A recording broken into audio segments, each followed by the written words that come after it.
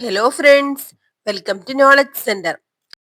അങ്ങനെ നമ്മൾ 8ാം ക്ലാസ്സിലെ ബേസിക് സയൻസും സോഷ്യൽ സയൻസും ഒക്കെ കംപ്ലീറ്റ് ചെയ്തു. ഇനി നമുക്ക് 9ാം ക്ലാസ്സിലെ ടെക്സ്റ്റ് ബുക്ക് ആണ് കേട്ടോ നോക്കാനുള്ളത്. ഇന്ന് നമ്മൾ 9ാം ക്ലാസ്സിലെ സോഷ്യൽ സയൻസിലെ ആദ്യത്തെ ചാപ്റ്റർ ആണ് നോക്കുന്നത്.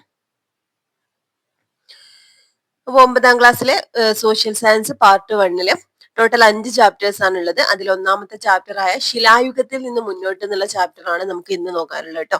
അപ്പോൾ ആരെങ്കിലും സബ്സ്ക്രൈബ് ചെയ്യാതെ കാണുന്നുണ്ടെങ്കിൽ ഒന്ന് സബ്സ്ക്രൈബ് ചെയ്ത് സപ്പോർട്ട് ചെയ്യുക. അതുപോലെ തന്നെ ഈ ഒരു ക്ലാസ് യൂസ്ഫുൾ ആയി തോന്നുകയാണെങ്കിൽ ഒന്ന് ലൈക്ക് ചെയ്യുക കേട്ടോ. അതുപോലെ തന്നെ ക്ലാസ്സിനെ കുറിച്ചുള്ള അഭിപ്രായങ്ങളും കമന്റ് ചെയ്യാൻ മറക്കരുത്.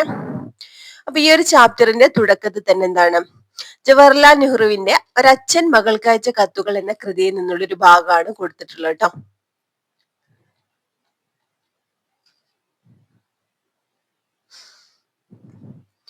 മനുഷ്യരും മറ്റു ജീവികളും തമ്മിലുള്ള പ്രധാന വ്യത്യാസം മനുഷ്യരുടെ ബുദ്ധിശക്തിയാണെന്ന് കഴിഞ്ഞ കത്തിൽ കണ്ടുവല്ലോ. ബുദ്ധിശക്തി ഇല്ലായിരുന്നുവെങ്കിൽ വലിയ കാട്ടുജന്തുക്കൾ മനുഷ്യരെ നശിപ്പിച്ചു കളയുമായിരുന്നു. ആദിമ മനുഷ്യർക്ക് തന്നെ ശത്രുക്കളോട് പൊരുതാൻ പ്രത്യേകം ആയുധങ്ങൾ ഉണ്ടായിരുന്നില്ല. അവയുടെ നേരെ കല്ലെറിയാൻ മാത്രമേ അവർക്ക് കഴിയുമായിരുന്നുള്ളൂ. പിന്നെ അവർ കല്ലുകൊണ്ട് മഴു, കുന്തം എന്നിവ പോലുള്ള ഉപകരണങ്ങളും കൽസൂചികളും ഉണ്ടാക്കാൻ പഠിച്ചു. ഇത്തരത്തിലുള്ള അനേകം ശിലായുധങ്ങൾ സൗത്ത് കെൻസിംഗ്ടൺ, ലണ്ടൻ ബംഗ്ലാവിലും ജനീവയിലെ കാഴ്ച ബംഗ്ലാവിലും കാണുകയുണ്ടായല്ലോ. ഇവിടെ ജവഹർലാൽ നെഹ്റുവിന്റെ ഒരു അച്ഛൻ മകൾക്ക് അയച്ച കത്തുകൾ എന്ന കൃതിയിലുള്ള ഒരു ഭാഗമാണ് കൊടുത്തിട്ടുള്ളത് കേട്ടോ. ആദിമ മനുഷ്യരുടെ ജീവിതത്തെ കുറിച്ചാണ് ഈ ഒരു കത്തില് സൂചന നൽകുന്നത്. കാട്ടുജന്തുക്കളിൽ നിന്ന് രക്ഷ നേടാൻ മനുഷ്യർ ഏതുതരം ഉപകരണങ്ങൾ ഉപയോഗിച്ചു വരുന്നു എന്നാണ് അദ്ദേഹം ഇവിടെ പറയുന്നത്. കല്ലുകൊണ്ടുള്ള മഴൂല്ലേ, അതുപോലെ തന്നെ കുന്തം, പിന്നെ എന്താണ് കല്ലുകൊണ്ട് എറിയുന്നത്, ഇങ്ങനെയൊക്കെ ആയിരുന്നു അവര് മൃഗങ്ങളെ നേരിട്ടിട്ടുണ്ടായിരുന്നത്, വന്യമൃഗങ്ങളെ. ഇത്തരം ഉപകരണങ്ങൾ അക്കാലത്തെ മനുഷ്യർ എന്തൊക്കെ ആവശ്യങ്ങൾക്കായിട്ടാണ് ഉപയോഗിച്ചിട്ടുണ്ടാവുക എന്ന് പറയുന്നുണ്ട്. എന്തൊക്കെ ആവശ്യങ്ങൾക്കാണ് ഉപയോഗിച്ചിട്ടുണ്ടാവുക? മൃഗങ്ങളിൽ നിന്ന് രക്ഷ നേടാൻ അല്ലെ, അതുപോലെ വേട്ടയാടാൻ, പിന്നെന്താണ് പറയാൻ പറ്റും, ഭക്ഷണം ശേഖരിക്കാൻ അല്ലെ, അല്ലെങ്കിൽ കിഴങ്ങുകളൊക്കെ മാന്തി എടുക്കാനൊക്കെ ഇത്തരം ഉപകരണങ്ങളെ യൂസ് ചെയ്തിട്ടുണ്ടാവും. മേൽപ്പറഞ്ഞ ആവശ്യങ്ങൾക്കായി മനുഷ്യർ നിർമ്മിച്ച ഉപകരണങ്ങൾ തുടക്കത്തിൽ ശിലകൾ കൊണ്ടുള്ളവയായിരുന്നു. പിൽക്കാലത്ത് ശിലയുടെ സ്ഥാനത്ത് ലോഹങ്ങൾ കടന്നു വന്നു. മനുഷ്യർ ഉപകരണങ്ങൾ നിർമ്മിക്കാൻ ഉപയോഗിച്ച വസ്തുക്കളുടെ അടിസ്ഥാനത്തിൽ പുരാവസ്തു ഗവേഷകർ മാനവ ചരിത്രത്തെ വിവിധ കാലഘട്ടങ്ങളായി തിരിച്ചിട്ടുണ്ട് കേട്ടോ. അപ്പൊ ശിലായുഗം അല്ലെങ്കിൽ ലോഹയുഗം. ശിലായുഗത്തിലെ പ്രാചീന ശിലായുഗം, മധ്യശിലായുഗം, നവീന ശിലായുഗം, ഇങ്ങനെ മൂന്നായിട്ടാണ് തിരിച്ചിട്ടുള്ളത്. പിന്നീട് ലോഹയുഗത്തെയോ വെങ്കല യുഗം എന്നും ഇരുമ്പ് യുഗം എന്നും കേട്ടോ. അപ്പൊ നമുക്ക് ശിലായുഗം നോക്കാം, അല്ലെങ്കിൽ സ്റ്റോൺ ഏജ്. മാനവ ചരിത്രത്തിന്റെ ആദ്യഘട്ടത്തെ ശിലായുഗം എന്ന് വിളിച്ചത് എന്തുകൊണ്ടാണെന്ന് നിങ്ങൾ ചിന്തിച്ചിട്ടുണ്ടോ? എന്തുകൊണ്ടായിരിക്കും? അക്കാലത്ത് മനുഷ്യർ ഉപകരണങ്ങളും ആയുധങ്ങളും പ്രധാനമായിട്ട് നിർമ്മിച്ചിരുന്നത് കല്ലുകൊണ്ട് അല്ലെങ്കിൽ ശില കൊണ്ടാണ് അല്ലെ. അതിനാൽ ചരിത്രകാരർ ആദ്യഘട്ടത്തെ ശിലായുഗം എന്ന് വിശേഷിപ്പിക്കുന്നു. അപ്പൊ കല്ലുകൊണ്ടുള്ള ഉപകരണങ്ങളുടെ നിർമ്മാണ രീതിയെ അടിസ്ഥാനമാക്കി ശിലായുഗത്തെ പ്രാചീന ശിലായുഗം, മധ്യശിലായുഗം, നവീന ശിലായുഗം എന്നിങ്ങനെ മൂന്നായി തിരിക്കുന്നു. അപ്പൊ നമ്മൾ പറഞ്ഞു, മാനവ ചരിത്രത്തിന് ആദ്യഘട്ടത്തെ ശിലായുഗം എന്ന് വിളിക്കുന്നത് എന്തുകൊണ്ടാണ്? എന്താണ്, ആ ഒരു കാലഘട്ടത്തിലെ ആയുധങ്ങളും ഒക്കെ ഉപകരണങ്ങളൊക്കെ പ്രധാനമായിട്ട് നിർമ്മിച്ചിരുന്നത് കല്ലുകൊണ്ടായിരുന്നു കേട്ടോ. അപ്പൊ കല്ലുകൊണ്ടുള്ള ഉപകരണങ്ങളുടെ നിർമ്മാണ രീതിയെ അടിസ്ഥാനമാക്കി പിന്നെയും ശിലായുഗത്തെ മൂന്നായി തിരിച്ചിട്ടുണ്ട്: പ്രാചീന ശിലായുഗം, മധ്യശിലായുഗം, നവീന ശിലായുഗം. അപ്പൊ നമുക്ക് ആദ്യം പ്രാചീന ശിലായുഗം അല്ലെങ്കിൽ പാലിയോലിത്തിക് ഏജ് എന്താണെന്ന് നോക്കട്ടോ. പരുക്കൻ ശിലാ ഉപകരണങ്ങളാണ് പ്രാചീന ശിലായുഗ കാലഘട്ടത്തിലെ ഉപകരണങ്ങളുടെ പ്രധാന സവിശേഷത. ഇമ്പോർട്ടന്റ് ആണ്. പരുക്കൻ ശിലാ ഉപകരണങ്ങളാണ് പ്രാചീന ശിലായുഗ കാലഘട്ടത്തിലെ ഉപകരണങ്ങളുടെ സവിശേഷത. പരുക്കൻ ശിലാ ഉപകരണങ്ങളാണ് കേട്ടോ. പാലിയോസ് അല്ലെങ്കിൽ പ്രാചീനം, അതുപോലെ ലിത്തോസ് ശില എന്നീ രണ്ട് ഗ്രീക്ക് പദങ്ങളിൽ നിന്നാണ് പാലിയോലിത്തിക് എന്ന പദം രൂപം കൊണ്ടു കേട്ടോ. ഇമ്പോർട്ടന്റ് ആണ്. പാലിയോസ് എന്ന വാക്കിന്റെ അർത്ഥം എന്താണ്? പ്രാചീനം എന്നാണ് കേട്ടോ. പാലിയോസ് എന്ന വേർഡിന്റെ മീനിങ് എന്താണ്? പ്രാചീനം. അതുപോലെ ലിത്തോസിന്റെ മീനിങ് എന്താണ്? ശില. ഈ രണ്ട് പദങ്ങളും ഗ്രീക്ക് പദങ്ങളാണ് കേട്ടോ. ഗ്രീക്ക് പദങ്ങളാണ്. ഇതിൽ നിന്നാണ് പാലിയോലിത്തിക് എന്ന പദം രൂപം കൊണ്ടത്. ആദിമ മനുഷ്യരുടെ ജീവനോപാധികളുമായി ബന്ധപ്പെട്ടതാണ് ഉപകരണങ്ങളുടെ നിർമ്മാണം. ഉപകരണങ്ങളുടെ ഉപയോഗത്തിൽ മൂന്ന് പ്രധാന ഘട്ടങ്ങൾ ഉണ്ടായിരുന്നതായി പുരാവസ്തു ഗവേഷകർ ചൂണ്ടിക്കാണിക്കുന്നു. ആദ്യത്തേത് പ്രയോജനപ്പെടുത്തൽ അല്ലെങ്കിൽ യൂട്ടിലൈസേഷൻ ആണ്. രണ്ടാമത്തേത് രൂപം മാറ്റം വരുത്തൽ. മൂന്നാമത്തേത് ക്രമവൽക്കരണം, സ്റ്റാൻഡേർഡൈസേഷൻ. അപ്പൊ പ്രയോജനപ്പെടുത്തൽ ലഭ്യമായ കല്ലുകളെ രൂപമാറ്റം വരുത്താതെ തന്നെ ഉപയോഗിക്കുന്ന രീതിയാണ് ഇത് യൂട്ടിലൈസേഷൻ അല്ലെങ്കിൽ പ്രയോജനപ്പെടുത്തൽ. രൂപമാറ്റം വരുത്തലോ ലഭ്യമായ കല്ലുകളെ ആവശ്യാനുസരണം രൂപമാറ്റം വരുത്തി ഉപയോഗിക്കുന്ന രീതിയാണ് എന്ത് രൂപമാറ്റം വരുത്തൽ. ക്രമവൽക്കരണം എന്ന് പറഞ്ഞാൽ ഓരോ ആവശ്യത്തിനും പ്രത്യേകതരം ഉപകരണങ്ങൾ നിർമ്മിക്കുന്ന രീതിയാണ് ക്രമവൽക്കരണം അല്ലെങ്കിൽ സ്റ്റാൻഡേർഡൈസേഷൻ. പ്രാചീന ശിലായുഗത്തിലെ വിവിധ കാലഘട്ടങ്ങളിൽ ആദിമ മനുഷ്യർ ഉപയോഗിച്ച വ്യത്യസ്ത ഉപകരണങ്ങളാണ് ഇവിടെ തന്നിട്ടുള്ളത് കേട്ടോ. അവ നിരീക്ഷിച്ച ഉപകരണങ്ങളുടെ സവിശേഷതകൾ പട്ടികപ്പെടുത്താൻ പറഞ്ഞിട്ടുണ്ട്.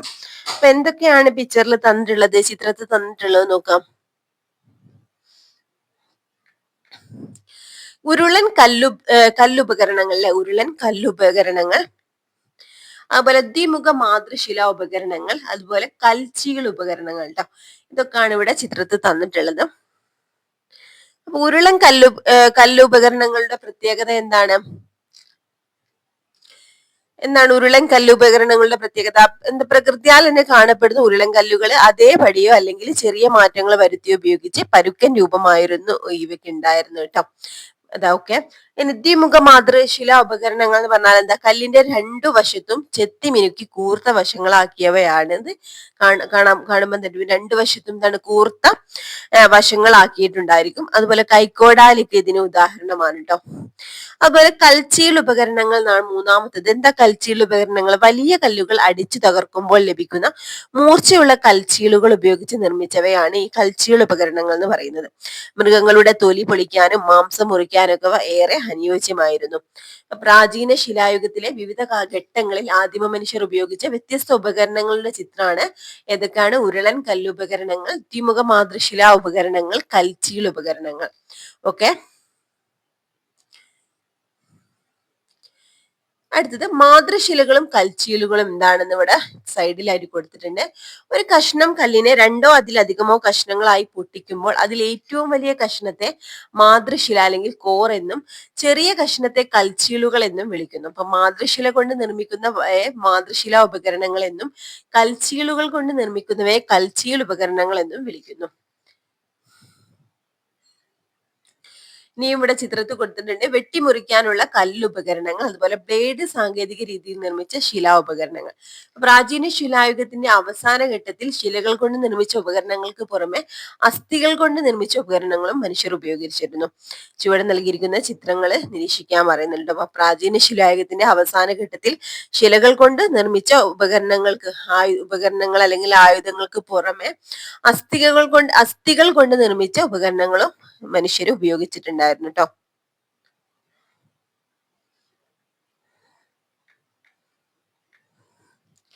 അതാണ് ഇവിടെ ചിത്രത്തിൽ കൊടുത്തിട്ടുള്ളത്. ചിത്രത്തിൽ കാണുന്ന ഉപകരണങ്ങൾക്ക് നിങ്ങൾക്ക് പരിചിതമായ ഏതെങ്കിലും ഉപകരണവുമായി സാമ്യമുണ്ടോ? ഉണ്ടെങ്കിൽ അവ ഏതെല്ലാമാണെന്ന് ചോദിച്ചിട്ടുണ്ട് കേട്ടോ. ഇവിടെ നമുക്ക് എന്താണ് അമ്പും വില്ലും അല്ലെങ്കിൽ കുന്തം, ദൂരെയുള്ള മൃഗങ്ങളെ വേട്ടയാടാൻ ഉപയോഗിക്കുന്ന ആധുനിക അമ്പുകൾക്കും കുന്തങ്ങൾക്കും ഇവയുമായിട്ട് സാമ്യമുണ്ട് അല്ലെ. ഓക്കെ, അമ്പും വില്ലും അല്ലെങ്കിൽ കുന്തം ഈ ഒരു ചിത്രത്തിൽ കാണുന്നില്ലേ. അതുപോലെ തന്നെ അടുത്ത ചൂണ്ട കൊളുത്തൽ.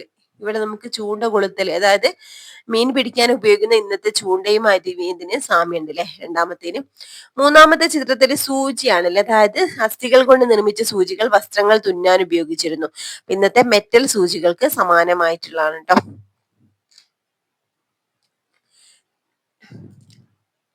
ഇനി ഇവിടെ കുറച്ച് ചിത്രങ്ങളാണ് കൊടുത്തിട്ടുള്ളത്. ഇതെന്താണ്? പ്രാചീന മനുഷ്യരുടെ കലാസൃഷ്ടികളുടെ ചിത്രങ്ങളാണ് ഇവിടെ തന്നിട്ടുള്ളത് കേട്ടോ. അതായത് എന്താണ്? ചിത്രങ്ങളാണ്, അന്നത്തെ കാലത്തെ കലാസൃഷ്ടികളാണ് കേട്ടോ, ചിത്രങ്ങളാണ്. ഷോവെ ഫ്രാൻസിൽ നിന്ന് കണ്ടെത്തിയ ചിത്രമാണ്. അതുപോലെ ലാസ്കോ ഫ്രാൻസിൽ നിന്ന് കണ്ടെത്തിയ ചിത്രമാണ്. ആനക്കൊമ്പിൽ നിർമ്മിച്ച ശില്പം സറയസ്ക് റഷ്യ. അതുപോലെ കുസാക്ക് ഫ്രാൻസ് ഗുഹയിലെ കോറയിട്ട ചിത്രങ്ങളാണ് കേട്ടോ. അതുപോലെ സ്പെയിനിലെ ലാഗർമ ഗുഹകളിൽ നിന്നും കണ്ടെത്തിയ അസ്ഥികളുടെ കൊത്തുപണികളാണ് കേട്ടോ. അപ്പൊ പ്രാചീന മനുഷ്യരുടെ കലാസൃഷ്ടികളാണ് ഈ ചിത്രത്തിൽ നിന്ന് നിങ്ങൾക്ക് എന്തെല്ലാം മനസ്സിലാക്കാൻ കഴിയും? അതായത് ലളിതമായ ഒഴുക്കൻ വരകൾ, കോറിയിട്ട ചിത്രങ്ങൾ, ശില്പങ്ങൾ തുടങ്ങി വിവിധ മാർഗങ്ങൾ പ്രാചീന ശിലായുഗത്തിന്റെ അവസാന ഘട്ടത്തിൽ ആശയവിനിമയത്തിന് ഉപയോഗിച്ചിരുന്നതായി ഈ ചിത്രങ്ങളിൽ നിന്ന് നമുക്ക് മനസ്സിലാക്കാൻ കഴിയും. അപ്പൊ മൃഗങ്ങളുടെ ചിത്രീകരണം, ഷോവെ, ലാസ്കോ ഗുഹകൾ, അതുപോലെ മൃഗത്തിന്റെയും സ്ത്രീകളുടെയും കോറിയിട്ട രൂപം, കുസാക്ക് ഗുഹ, അതുപോലെ വീനസ് പ്രതിമ, സറേസ്ക് റഷ്യ എന്നിവ അനുഷ്ഠാനവുമായോ വിശ്വാസവുമായോ ബന്ധമുള്ളതായി പുരാവസ്തു ഗവേഷകർ അഭിപ്രായപ്പെടുന്നു.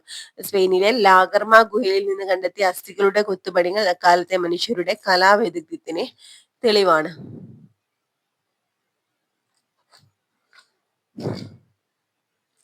ഗുഹാചിത്രങ്ങൾ വരയ്ക്കുന്നതിന് വിവിധതരം നിറങ്ങൾ ഉപയോഗിച്ചിരുന്നു.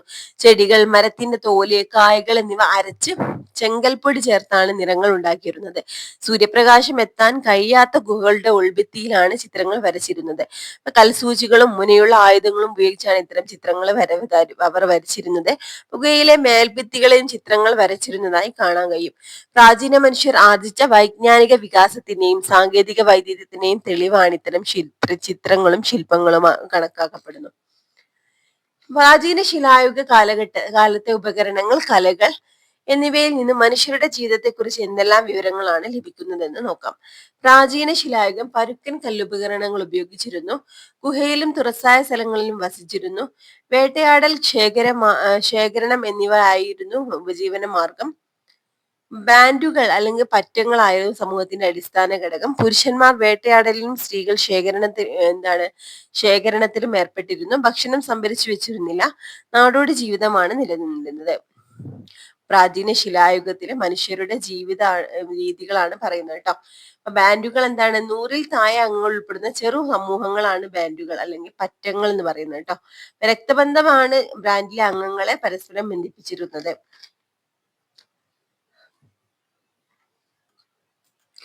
ഇനി ലോക ഭൂപടത്തിൽ രേഖപ്പെടുത്തിയിരിക്കുന്ന പ്രാചീന ശിലായുഗ കേന്ദ്രങ്ങളുടെ സവിശേഷതകൾ രേഖപ്പെടുത്താൻ പറയുന്നുണ്ട് കേട്ടോ.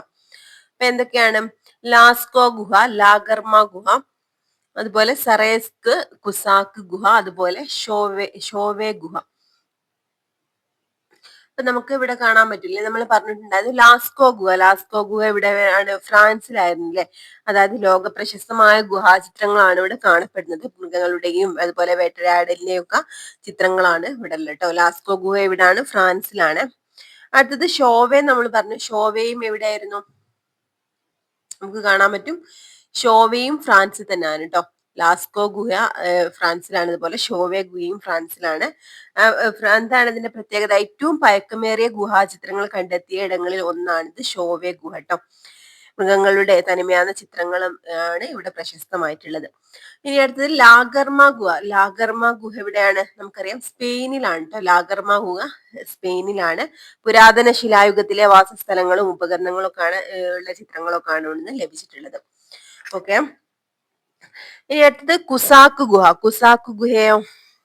അതും ഫ്രാൻസിൽ തന്നെയാണ് കേട്ടോ. കുസാക്ക് ഗുഹയും ഫ്രാൻസിൽ തന്നെയാണ്. അതുപോലെ സറേസ്കും റഷ്യയിലാണ് കേട്ടോ.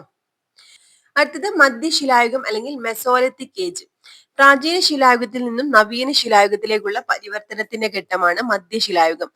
മെസോസ് മദ്യം, ലിത്തോസ് ശില എന്നീ 2 ഗ്രീക്ക് പദങ്ങളിൽ നിന്നാണ് മെസോലിത്തിക് എന്ന പദം ഉടലെടുത്തത് കേട്ടോ. മെസോസ് എന്ന വാക്കിന്റെ അർത്ഥം മദ്യം എന്നാണ്. ഓക്കെ. അതുപോലെ ലിത്തോസ് എന്ന് പറഞ്ഞ ശില കേട്ടോ. എന്നീ 2 ഗ്രീക്ക് പദങ്ങളിൽ നിന്നാണ് മെസോലിത്തിക് എന്ന പദം ഉടലെടുത്തത്. മധ്യശിലായുഗം. നൽകിയിരിക്കുന്ന ചിത്രങ്ങൾ നിരീക്ഷിക്കൂ. പ്രാചീന ശിലായുഗത്തിലെ ഉപകരണങ്ങളും ചിത്രങ്ങളും കാണുന്ന മധ്യശിലായുഗത്തിലെ ഉപകരണങ്ങളും തമ്മിലുള്ള വ്യത്യാസം നമുക്ക് പരിശോധിക്കാൻ പറഞ്ഞിട്ടുണ്ട്. അപ്പൊ മധ്യശിലായുഗത്തിലെ ഉപകരണങ്ങളാണ് ഇവിടെ തന്നിട്ടുള്ളത്. പ്രാചീന ശിലായുഗത്തിൽ ഉപയോഗിച്ചിരുന്നവയേക്കാൾ ചെറിയ ഉപകരണങ്ങളാണ് അല്ലേ ഇവ. അപ്പം എന്താണ്? ലിത്തിക്കുകൾ അഥവാ സൂക്ഷ്മശിലകൾ എന്ന് വിളിക്കുന്ന കല്ലുപകരണങ്ങൾ ഉപയോഗിച്ചിരുന്ന കാലമാണ് ഈ ഒരു മധ്യശിലായുഗം എന്ന് പറഞ്ഞാൽ കേട്ടോ. അപ്പൊ മൈക്രോലിത്തിക് അല്ലെങ്കിൽ സൂക്ഷ്മശിലകൾ എന്ന് വിളിക്കുന്ന കല്ലുപകരണങ്ങൾ ഉപയോഗിച്ചിരുന്ന കാലം ഏതാണെന്ന് ചോദിച്ചാൽ അത് മധ്യശിലായുഗത്തിലാണ് കേട്ടോ. പ്രാചീന ശിലായുഗത്തിൽ ഉപയോഗിച്ചിരുന്നവയേക്കാൾ ചെറിയ ഉപകരണങ്ങളായിരുന്നു അവ. ഇനി ആദിമ മനുഷ്യരുടെ ആശയവിനിമയത്തിന്റെ വികാസം പ്രാചീന ശിലായുഗത്തിന്റെ അവസാന ഘട്ടങ്ങളിലാണ് നമ്മൾ നേരത്തെ പറഞ്ഞിട്ടുണ്ടായിരുന്നു അല്ലെ. എന്നാൽ ഇന്ത്യയിൽ പ്രധാനമായും ഈ വികാസം നമുക്ക് കാണാൻ കഴിയുന്നത് മധ്യശിലായുഗത്തിലാണ് കേട്ടോ. മധ്യപ്രദേശിലെ ബിംബേഡ്ക, ലഗ്ജാവോർ, കത്തോട്ടിയ എന്നീ ഗുഹാകേന്ദ്രങ്ങളിലെ കലാസൃഷ്ടികളെ ആദിമ മനുഷ്യന്റെ ജീവിത രീതികളെ മനസ്സിലാക്കാൻ സഹായിക്കുന്നുണ്ട്. അപ്പൊ ബിംബേഡ്ക എവിടാണ്? മധ്യപ്രദേശിലെ ബിംബേഡ്ക, ലഗ്ജാവോർ, കത്തോട്ടിയ എന്നീ ഗുഹാകേന്ദ്രങ്ങളിലെ കലാസൃഷ്ടികളാണ് ഇവിടെ കൊടുത്തിട്ടുള്ളത് കേട്ടോ. ബിംബേഡ്ക, ലഗ്ജാവോർ, കത്തോട്ടിയ. ഓക്കെ. ഈ ഒരു ചിത്രങ്ങളെ നിരീക്ഷിച്ച പ്രാചീന മനുഷ്യന്റെ ഏതെല്ലാം ജീവിത രംഗങ്ങളെയാണ് ചിത്രീകരിച്ചിരിക്കുന്നതെന്ന് പട്ടികപ്പെടുത്താൻ പറഞ്ഞിട്ടുണ്ട് കേട്ടോ. ഒന്ന് വേട്ടയാടൽ കൊടുത്തിട്ടുണ്ട്, അതുപോലെ മൃഗങ്ങളെ കാണുന്നുണ്ട് അല്ലെ, മൃഗങ്ങൾ. പിന്നെ എന്താണ് കൂട്ടായ ജീവിതം,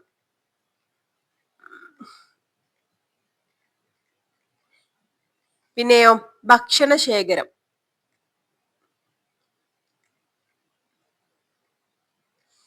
പിന്നെ ആശയവിനിമയം,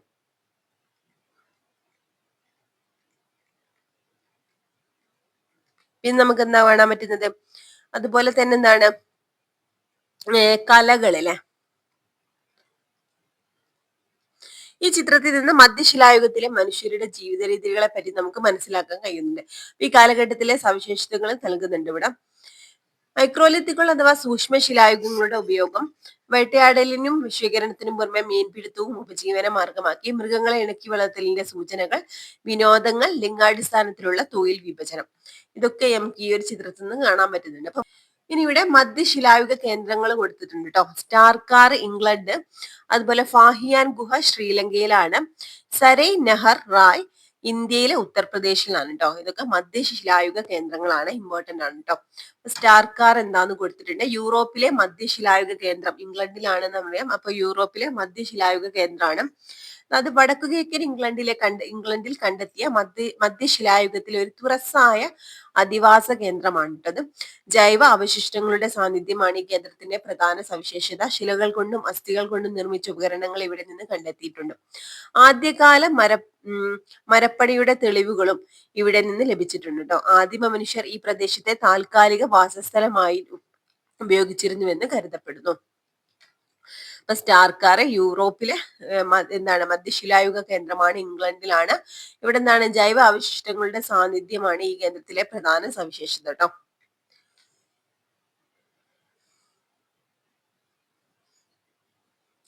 ഇനി സരൈ നെഹർ റായ് ഇന്ത്യയിലെ ഒരു മധ്യശിലായുഗ കേന്ദ്രമാണ്. ഉത്തർപ്രദേശിലെ പ്രതാപ് നഗർ ജില്ലയിലെ ഓക്സ്ബോ തടാകക്കരയിലാണ് സരൈ നെഹർ റായ് സ്ഥിതി ചെയ്യുന്നത്. മധ്യശിലായുഗത്തിന്റെ പ്രധാന സവിശേഷതയായ മൈക്രോലിത്തിക്കുകൾ ഇവിടെ നിന്നാണ് കണ്ടെത്തിയിട്ടുള്ളത്. ഇവിടെ നിന്ന് ലഭിച്ച ഉയരമുള്ള മനുഷ്യരുടെ അസ്ഥികൾ വളരെ പ്രധാനപ്പെട്ട പുരാവസ്തു തെളിവാണ്. ഇതിൽ പുരുഷന്മാരുടെ ഉയരം 180 സെന്റിമീറ്ററും സ്ത്രീകളുടെ ഉയരം 170 സെന്റിമീറ്ററുമാണ്. വേട്ടയാടലിനും അമ്പും വില്ലും ഉപയോഗിച്ചിരുന്നതായി കരുതുന്നു. വിത്തുകൾ ശേഖരിക്കുകയും സംഭരിക്കുകയും ചെയ്തിരുന്നതായും മൃഗത്തോലുകൾ വസ്ത്രങ്ങളും ഉപയോഗിച്ചിരുന്നതിനും തെളിവുണ്ട് കേട്ടോ. അപ്പൊ എവിടാണ് സരൈ നെഹർ റായ്, എവിടാണ് ഉത്തർപ്രദേശിലെ പ്രതാപ് നഗർ ജില്ലയിലെ ഓക്സ്ബോ തടാകക്കരയിലാണ് സരൈ നെഹർ റായ് സ്ഥിതി ചെയ്യുന്നത്. ഇമ്പോർട്ടന്റ് ആണ്, മധ്യശിലായുഗ കേന്ദ്രമാണ് കേട്ടോ.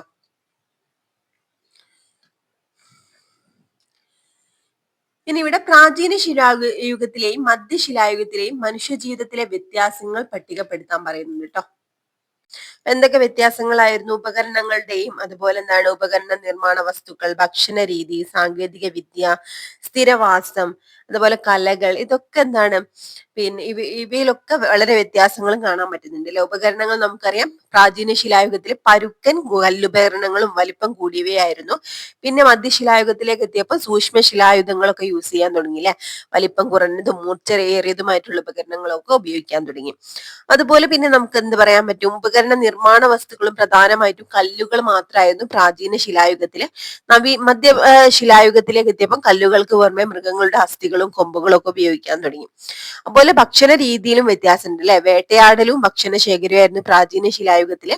മധ്യശിലായുഗത്തില് വേട്ടയാടലിന് പുറമെ മീൻപിടുത്തവും വ്യാപകമായിട്ടുണ്ടായിരുന്നുണ്ട്. അതുപോലെ സാങ്കേതിക വിദ്യയിലോ കല്ലുകൾ തമ്മിൽ എന്താണ് തല്ലി ചീളുകൾ ഉണ്ടാക്കിയിട്ടുണ്ടായിരുന്നു പ്രാചീന ശിലായുഗത്തിലും. എന്നാൽ എന്താണ് മധ്യശിലായുഗത്തിൽ അമ്പും വില്ലും ഉപയോഗിച്ചുള്ള വേട്ടയാടൽ ആരംഭിച്ചിട്ടുണ്ടായിരുന്നു കേട്ടോ. മൃഗങ്ങളെ മെരുക്കാനും തുടങ്ങിയത് എന്താണ് മധ്യശിലായുഗത്തിലാണ്. പിന്നെ സ്ഥിരവാസത്തെ പറ്റി പറയുകയാണെങ്കിലോ, ഗുഹകളിലും മരപ്പൊത്തുകളിലും ഒക്കെ താൽക്കാലിക താമസമായിരുന്നു പ്രാചീന ശിലായുഗത്തിൽ. എന്നാൽ നദീതീരങ്ങളിലും മറ്റും കുടിലുകളൊക്കെ കെട്ടി താമസം ആരംഭിച്ചത് മധ്യശിലായുഗത്തിലാണ് കേട്ടോ. അപ്പൊ കലകള്, ഗുഹയുടെ ഭിത്തികളിൽ മൃഗങ്ങളുടെ ഒക്കെ വേട്ടയാടലിന്റെ ഒക്കെ ചിത്രങ്ങൾ നമുക്ക് പ്രാചീന ശിലായുഗത്തിൽ കാണാൻ പറ്റുന്നുണ്ട്. എന്നാൽ കൂടുതൽ വ്യക്തമായ ചിത്രങ്ങളും നൃത്തം പോലുള്ള സാമൂഹിക വിനോദങ്ങളുടെ ഒക്കെ ചിത്രീകരണം എവിടെ നമുക്ക് കാണാൻ പറ്റും? മധ്യശിലായുഗത്തിൽ കാണാൻ പറ്റും. ഓക്കെ, ഇമ്പോർട്ടന്റ് ആണ്. പ്രധാനമായിട്ടും പറയുകയാണെങ്കിൽ പ്രാചീന ശിലായുഗത്തിൽ നിന്ന് മധ്യശിലായുഗത്തിലേക്ക് എത്തുമ്പോൾ മനുഷ്യൻ കൂടുതൽ സൂക്ഷ്മതയുള്ള ആയുധങ്ങളൊക്കെ നിർമ്മിക്കാനും പ്രകൃതിയിലെ വിഭവങ്ങളൊക്കെ കൂടുതൽ ഫലപ്രദമായിട്ട് ഉപയോഗിക്കാനും പഠിച്ചു എന്നാണ് നമുക്ക് മനസ്സിലാക്കാൻ പറ്റുന്നത്. ഇനി നവീന ശിലായുഗമാണ് കേട്ടോ. നിയോലിത്തിക് ഏജ് ആണ്. മനുഷ്യ ജീവിതത്തിൽ സമൂലമായ മാറ്റങ്ങൾക്ക് തുടക്കം കുറിച്ച കാലമാണിത്. നിയോസ് നവീനം, ലിത്തോസ് ശില എന്നീ പദങ്ങളിൽ നിന്നുമാണ് നിയോലിത്തിക് എന്ന പദം രൂപം കൊണ്ടത്.